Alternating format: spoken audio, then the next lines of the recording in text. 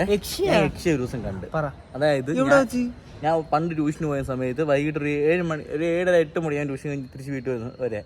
അപ്പോൾ അങ്ങനെ ട്യൂഷൻ കഴിഞ്ഞ് ഞാൻ നടന്ന് വീട്ടിലോട്ട് വരുന്ന വഴിയായിരുന്നു.